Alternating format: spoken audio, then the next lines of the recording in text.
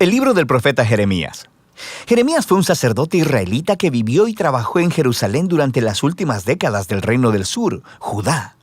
Él fue llamado como profeta para advertir a Israel de las severas consecuencias de romper su pacto con Dios a través de su idolatría e injusticia.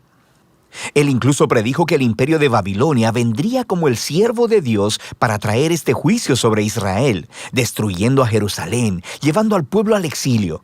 Y tristemente sus palabras se hicieron realidad.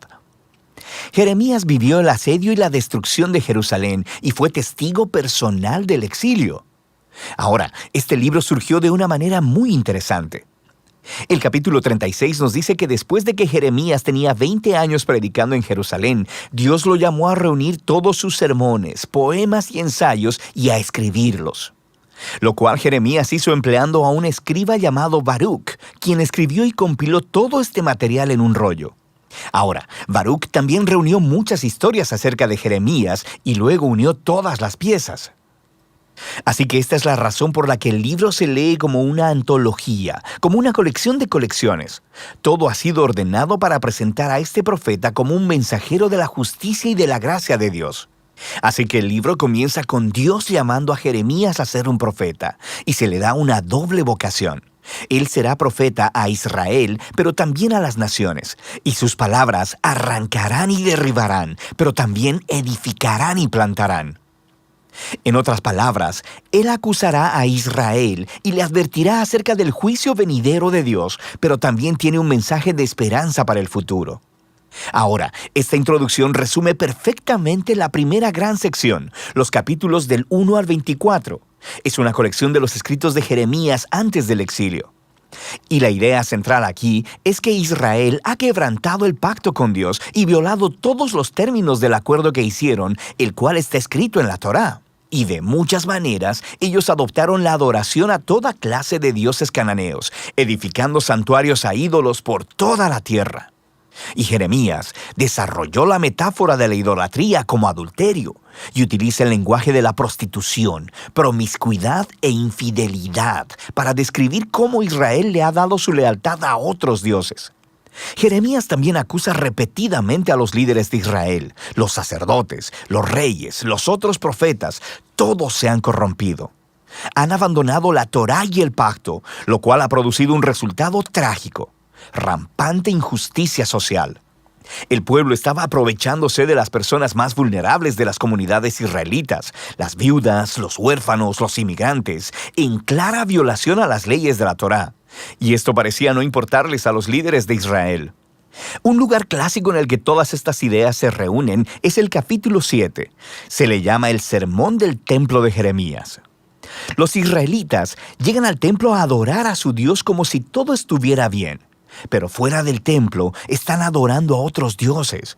Y algunos incluso adoptaron la horrible práctica cananea del sacrificio de niños. Así que Jeremías hace su muy impopular anuncio que el Dios de Israel viene en juicio. Él destruirá su propio templo y castigará a Israel enviando a un enemigo del norte. Este es un ejército que Dios permitirá que conquiste a Jerusalén, y mientras lees, descubres que Él está hablando acerca del gran imperio de Babilonia.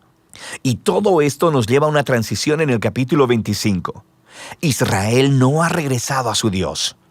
Así que en el primer año del nuevo rey de Babilonia, Nabucodonosor, Dios le dice a Jeremías que anuncie que los ejércitos babilonios están en camino a Israel y a todos sus vecinos para conquistarlos y llevarlos al exilio durante 70 años.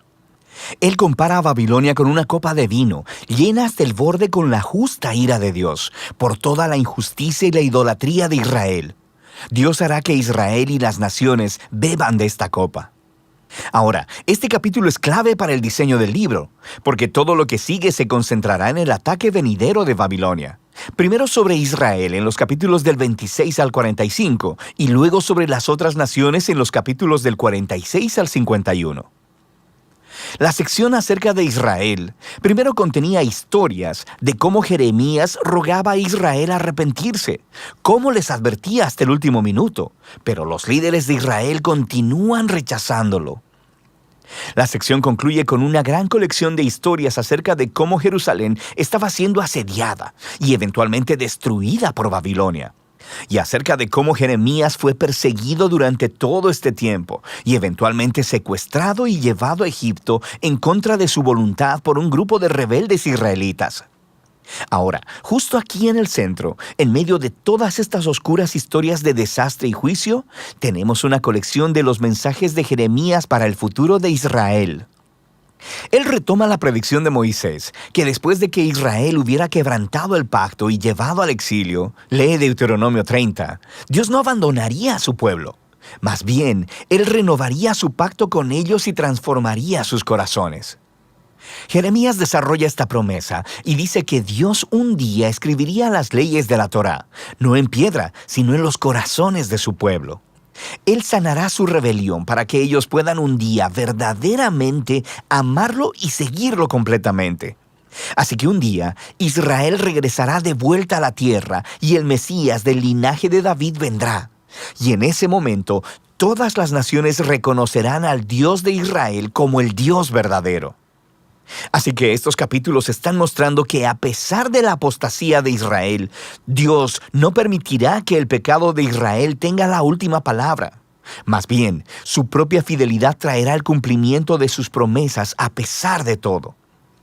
Después de esto encontramos una gran colección de poemas acerca de cómo Dios usará a Babilonia para juzgar a las naciones alrededor de Israel. Egipto, Filistea, Moab, Edom, Amón, Damasco, Hazor. Pero luego, sorprendentemente, los poemas más largos se reservan para el final y son acerca del juicio venidero de Dios sobre Babilonia misma. Así que aunque Dios utilizó a esta nación para ejecutar su justicia, Dios no aprueba su violencia e idolatría. Así que Babilonia también estará bajo el estándar de la justicia de Dios. De manera que Jeremías denuncia también el orgullo y la injusticia de esta nación. Ahora, en estos poemas Babilonia es enorme y nos recuerda la imagen de Babilonia atrás en el capítulo 11 de Génesis. Babilonia se ha convertido en la nación rebelde arquetípica. En su glorificación de la prosperidad y la guerra, Dios entregará a esta nación a su propia destrucción. El libro concluye con una historia tomada del final del libro de Segunda de Reyes. Nos cuenta el último ataque de Babilonia sobre Jerusalén, sobre cómo destruyeron los muros de la ciudad, quemaron el templo y llevaron al pueblo al exilio.